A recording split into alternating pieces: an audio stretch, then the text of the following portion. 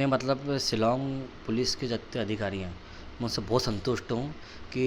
एक उम्मीद हमारी ऐसी जाग गई है कि जो भी हमको मिलेगा है वो हमको अन्याय नहीं न्याय मिलेगा।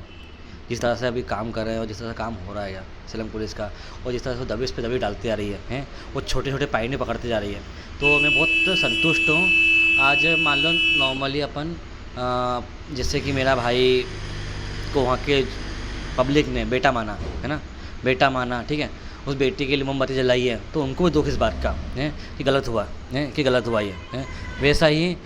जैसे शिलांग पुलिस भी राजा को भाई जैसा मान रही है और दिल से काम कर रही है, तो मैं बहुत संतुष्ट हूँ एमपी पुलिस से भी और शिलांग पुलिस से भी। भैया इसके अलावा एक बार और ये सामने आ रही है कि गोविंद बार बार कहते नजर आ रहे हैं हाँ कि हम राजा रघुवंश जी के परिवार के साथ खड़े हुए हैं, यदि वकील की जरूरत हुई तो मैं खुद वकील करवाऊंगा और तमाम तरह के खर्चे देखो यदि वो इस चीज़ को मानता है उसकी बहन गलत है, उसकी बहन की वजह से आपका परिवार बदनाम हो गया। जिस पापा ने इज्जत बचाने चक्कर में बच्चे की शादी करी थी हैं कि हमारी इज्जत भी रहे, हम समाज के अंदर भी रहें, उस बेटी ने उसकी नाक कटवा दी है, इस बात को एक्सेप्ट करते हैं तो हम गोविंद की बात को एक्सेप्ट करेंगे। और इस बार गोविंद कभी पीछे कुछ करता है तो उसके लिए तो फिर बाद में लड़ाई जो लड़ना कोर्ट से हम कचहरी से हम करेंगे। नहीं देखो सर, हमने तो भाई खोया है, वकील लड़ेगा, वकील के लिए हम जितना भी करना पड़ेगा हम सब कुछ करेंगे। या इस पूरे मामले को लेकर जिस तरह से मांग की जा रही है कि मेघालय सरकार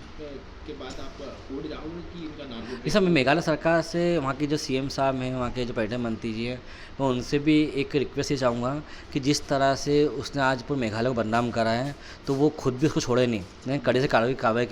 की जाए। मेरी मांग तो वही है शुरू से, और जिस जगह से बदनाम हुआ था हमने कुछ उनके बारे में बोला था तो उसकी तो माफ़ी मांगते ही है। ये सरकार जो कर रही है वो अच्छा कर रही है, मैं बहुत संतुष्ट हूँ।